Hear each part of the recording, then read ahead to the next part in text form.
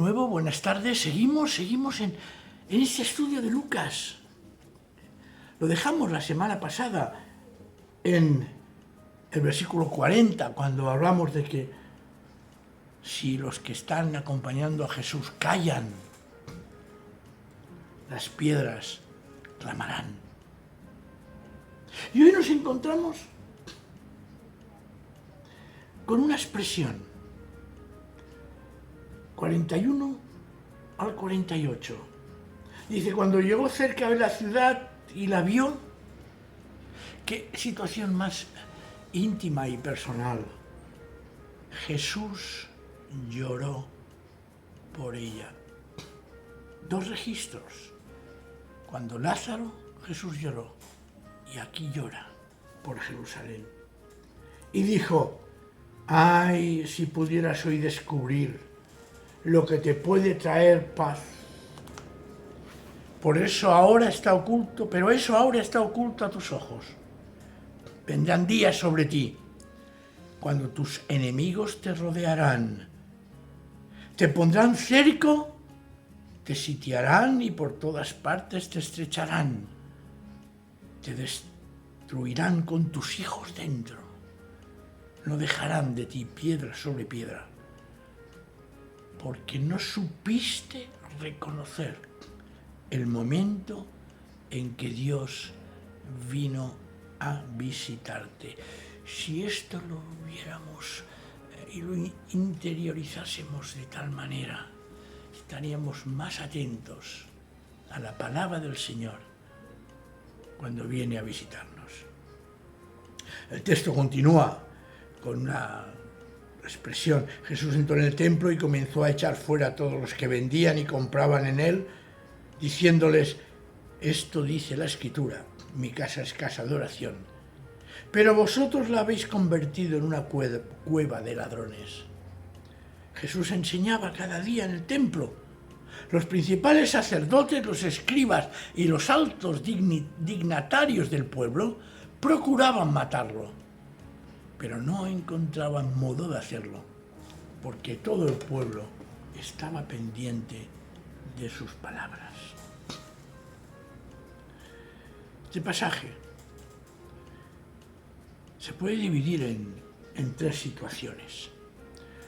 Jesús llora sobre Jerusalén, Jesús echa a los mercaderes del templo y Jesús enseña en el templo. La primera parte es del 41 al 44, los versículos. Y vemos que Jesús, sabiendo que el pueblo, que sus dirigentes esperaban a un Mesías político y que finalmente lo rechazarían porque no respondía a sus expectativas y lo rechazan como que él fuera el Mesías prometido de Dios, se siente compungido y llora por el pueblo que pronto sufrirá una situación terrible. Lo vemos en el año 70, cuando es destruida Jerusalén y el templo. La palabra que se traduce por lloró en griego significa más que derramar lágrimas. Se puede llorar de alegría, se puede llorar de sorpresa, pero en este caso Jesús llora, pero desde una situación de lamento, de quejido, de tristeza profunda que le surge en su corazón. Cristo, ya os lo he dicho antes, lloró por Jerusalén una vez, pero también parece en Mateo 23:37 que lloró también por Jerusalén, que lo cita.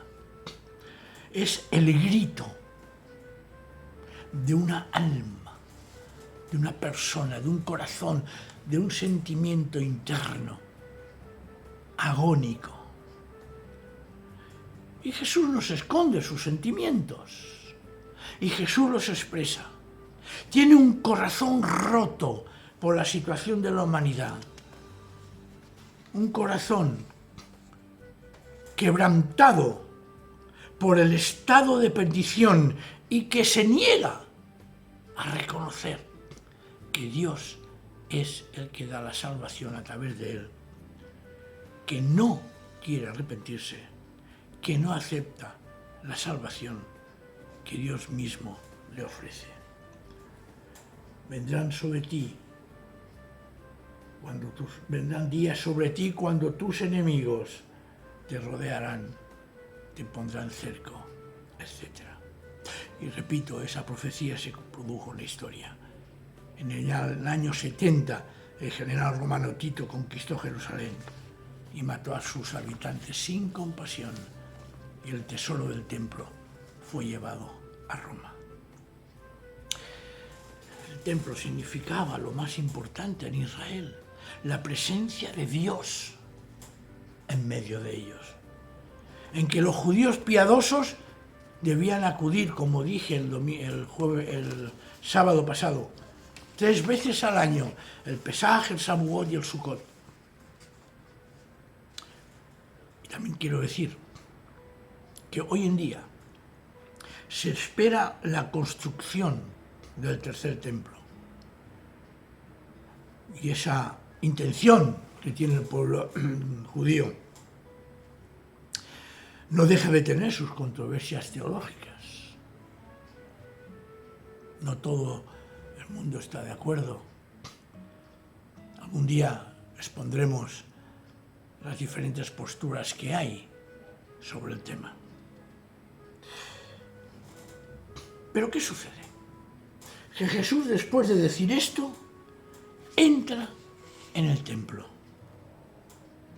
Y nos lo dice, lo hemos leído, el versículo 45 al 48. Y en este texto, en que Jesús reivindica que su casa, pone en boca de Dios, mi casa es casa de oración, pero vosotros la habéis convertido en cueva de ladrones. Nos está expresando dos cosas. Primero, la expulsión de los mercaderes y la enseñanza de Jesús. El Señor limpió el templo. Y nuestro Señor utilizó un lenguaje duro cuando limpió el templo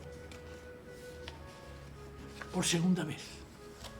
Porque, si somos sinceros, esto no ha cambiado nunca. Y digo segunda vez, porque de alguna manera,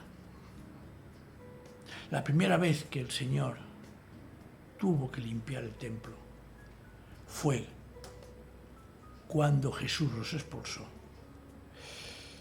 Y de forma mucho más dolorosa, Dios tuvo que limpiar el templo cuando permitió que fuera destruido en el año 70. Y esto a mí me enseña que en el fondo no ha cambiado nada, ni nunca. Porque hay falsos maestros que usan la fe y lo consagrado al Señor, lo santo, para sacar el dinero y enriquecerse a costa de la buena gente que intenta ser agradable a Dios. ¿Os acordáis aquello que dice Jesús? En la cátedra, es decir, en el lugar de enseñanza, en el punto principal de la enseñanza teológica hebrea, judía, de aquella época, se sientan los maestros a hacer lo que dicen, pero no hagáis lo que hacen. Qué frase tan directa, tan punzante, tan escalofriantemente actual. Necesitamos muchos látigos para limpiar la imagen terriblemente desastrosa que estos personajillos, en nombre de Dios, están dando. Y la responsabilidad es enorme, y seguro que no quedará sin respuesta de parte del Señor. Jesús muestra un gran dolor cuando llora por Jerusalén. Sin embargo, ahora se encuentra y se muestra intransigente. El buenismo que a veces tenemos muchos cristianos, una tolerancia intolerable. Repito, tolerancia intolerable, porque a veces en el nombre de la tolerancia se está permitiendo que el Evangelio se desvirtúe. No podemos ser tolerantes ante la desvirtualización, ante la manipulación, ante el negocio que muchos pretenden hacer del Evangelio. Imaginemos la situación para valorar realmente lo que pasaba. Todo varón tenía que pagar un tributo anual, una ofrenda anual de medio siclo, una moneda de aquella época, pero al templo, lo que equivalía al salario de 2 días de un obrero. Un mes antes de la Pascua, resulta que se instalaban puestos en todas las ciudades y aldeas donde se podía pagar, pero la mayor parte la pagaban los peregrinos en Jerusalén cuando venían a la fiesta. La verdad es que en Israel circulaban varios tipos de moneda: la griega, la romana, tirio, siria, la egipcia, y todos eran válidas para los usos ordinarios. Es como si hoy en día, parece que no es tan fácil. En Israel, por ejemplo, cuando estuvimos Monse y yo, podías pagar en dólares, en euros o en shekels. Te admitían la moneda. En aquella época pasaba igual. Pero resulta que el tributo del templo que se tenía que pagar en aquella época, o en los medios ciclos para el santuario, eran despreciados porque no formaban parte del dinero del templo, que era especial. Y ahí es donde entraban los cambistas. Para cambiar otras monedas del mismo valor, exactamente, resulta que cobraban intereses.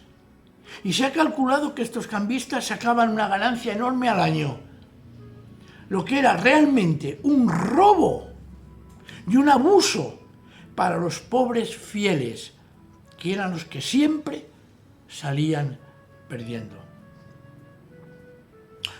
Y además había otra cosa: los que vendían animales para el sacrificio. Porque claro, si se visitaba un templo, el templo del Señor, se hacía para ofrecer también un sacrificio de animal, animales puros, animales kosher, sin mancha, con unas características especiales. Que claro, si tú estabas a unos cientos de kilómetros de Jerusalén y llevabas un animal, es posible que en el camino sufriera algún percance y no sirviera para ser ofrecido al Señor en el templo. Por lo tanto, era más seguro comprar los animales en los puestos oficiales del templo. Pero había veces en que un par de palomas costaba, ahí escritos, de la época, 15 veces más que en otro lugar. Y así se abusaba de los pobres peregrinos que se habían forzados a hacerlo, y se convertía aquello en un robo legal. Blanquear lo imblanqueable. Eso es una especialidad humana tremendamente actual, que siempre ha estado también, y que muestra una habilidad y una sutileza increíble. Y seguidamente Jesús no solo muestra una gran misericordia por aquella gente que se veía estafada y sentía un gran dolor por aquella situación, por doble. El templo de su padre era profanado y la pobre gente era extorsionada, era esclavizada, era robada. Y no solo arremete contra la clase religiosa, sino que además hace algo.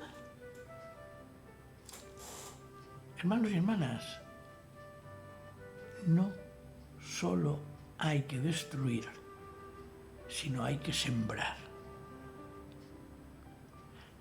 No hay que destruir sin tener en mente sembrar, y Jesús lo hace. Corrige, destruye, pero con una intención de enseñanza. Fijaos, 47, Jesús enseñaba cada día en el templo, dice. Y aquellos procuraban matarlo porque no interesaba lo que él enseñaba. Pero no había manera de encontrar la forma de hacerlo, porque el pueblo lo escuchaba.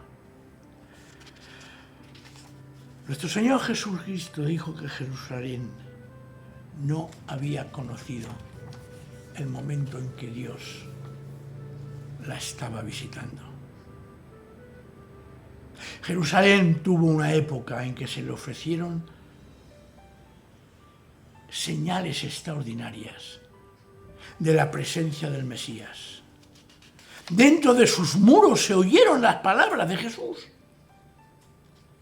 Dios en Jesús, su enviado, se acerca a ellos, pero ellos no lo reciben. E incluso a pesar de verlo, oírlo y comprobar su propia experiencia, con su propia experiencia, lo que Jesús les daba y enseñaba, aún así procuraban matarle. Era un estorbo, una piedra en el zapato. Y curiosamente no encontraban manera de hacerlo porque el pueblo estaba pendiente de él, escuchándolo. Hoy, hermanos y hermanas, es un llamamiento. Necesito hacer un llamamiento para que veamos las señales que el Señor nos da, para que veamos cómo actúa y cómo nosotros debemos de responder. La palabra del Señor la tenemos. La palabra del Señor está cerca nuestra. El problema está cómo reaccionamos. ¿Tendrá el Señor que llorar sobre nosotros, su iglesia? ¿Tendrá el Señor que llorar sobre cada uno de nosotros? ¿Tendrá el Señor un dolor intenso porque no nos damos cuenta que su presencia es salvadora? ¿Tendrá el Señor que entrar en nuestras iglesias o incluso en nuestros corazones para que no hagamos negocio con la fe? Lo dejo así. Que reflexionemos. Y después veremos más adelante cómo el Señor Jesús se enfrenta ya no sobre estas cosas materiales, sino sobre aquellos que se creen poseedores de la verdad, los dogmáticos, los confesionalistas, los que si no piensas como yo, vete a saber si el Señor te ha salvado o no. Huyamos de dogmatismos, de fundamentalismos, de estructuras religiosas opresoras y busquemos la libertad que Cristo nos da para seguirle a un líder que nos ama, que es capaz de llorar por nosotros y que es capaz de dar su vida por cada uno de nosotros, por ti, por mí y por todos. El Señor nos bendiga y no te olvides, me gusta. Y un pequeño comentario. Hasta la semana que viene, si el Señor lo permite. Amén.